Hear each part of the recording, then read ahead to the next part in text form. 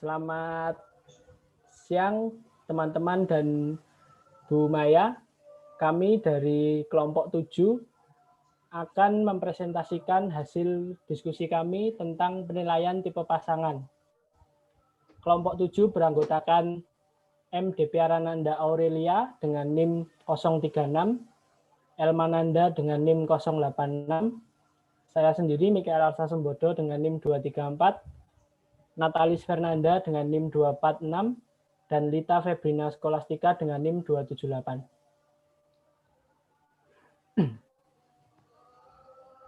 Next.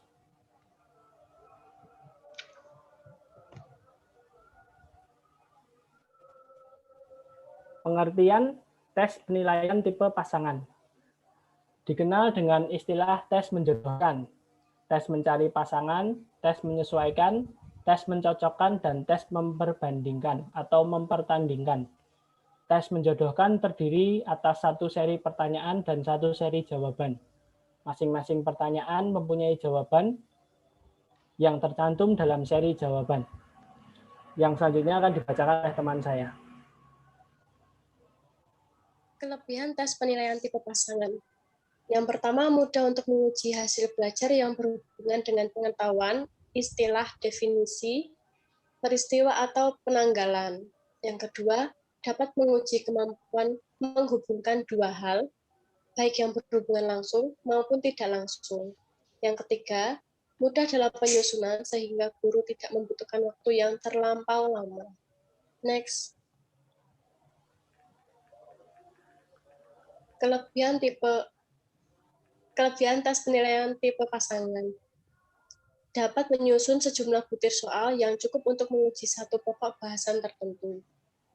Dapat digunakan untuk seluruh mata pelajaran yang diuji, sehingga perangkat soal yang menggunakan tipe ini lebih merata dan keseluruhan pokok bahasan dan subpokok bahasan dapat terwakili secara memadai. Yang terakhir, mudah diskor, seperti semua butir soal tes objek lainnya. Butir soal tipe menjodohkan ini pun dapat diskor tanpa dipengaruhi subjektivitas guru.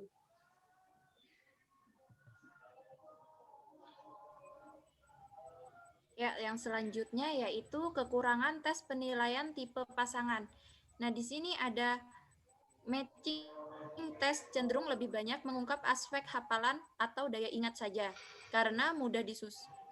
Yang berikutnya, karena mudah disusun, maka tes jenis ini acap kali dijadikan pelarian bagi pengajar, yaitu dipergunakan kalau pengajar tidak sempat lagi untuk membuat tes bentuk lain. Dan selanjutnya, karena jawaban yang pendek-pendek, maka tes jenis ini kurang baik untuk mengevaluasi pengertian dan kemampuan membuat tafsiran atau interpretasi.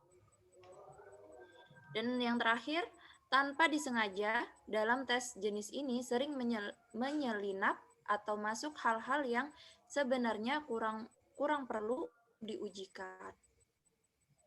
Next, selanjutnya. Yaitu yang selanjutnya ada prinsip penulisan. Nah, di sini kata-kata dalam option, soal, dan jawaban masing-masing harus homogen dan disusun dalam satu kelompok tersendiri. Yang berikutnya, semua pilihan jawaban untuk tiap pasangan menjodohkan harus cetak dalam satu halaman. Berikutnya, hendaknya kumpulan soal diletakkan di sebelah kiri, sedangkan jawabannya di sebelah kanan. Jumlah option yang dipakai sebaiknya tidak lebih dari 10 soal atau item. Nah, yang selanjutnya yaitu soal harus dituliskan dengan jelas agar mudah dipahami. Berikutnya, untuk memudahkan panskoran, garis kosong untuk jawaban diletakkan di depan soal.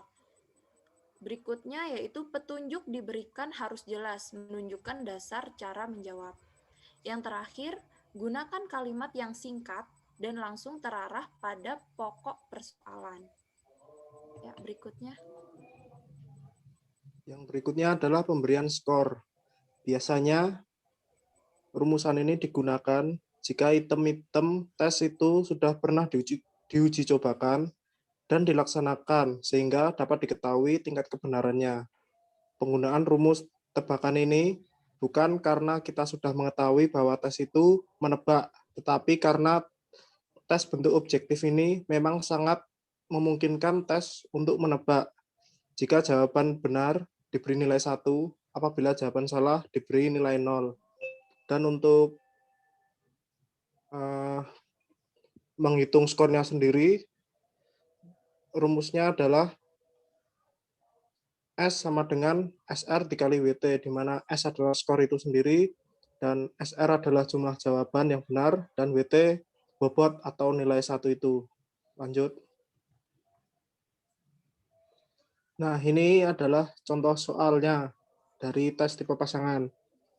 Di sini menggunakan garis untuk menjodohkan dari pertanyaan ke jawaban. Yang misalnya itu pertanyaan nomor 1, ada 25 2 dibagi 10, 25 dikali 2, 50 dibagi 10, jawabannya adalah 5, dan digaris menggunakan garis biru. Selanjutnya. Kesimpulan, soal tipe pasangan merupakan istilah tes menjodohkan dengan option soal yang berada di kolom sebelah kiri dan jawaban yang berada di kolom sebelah kanan.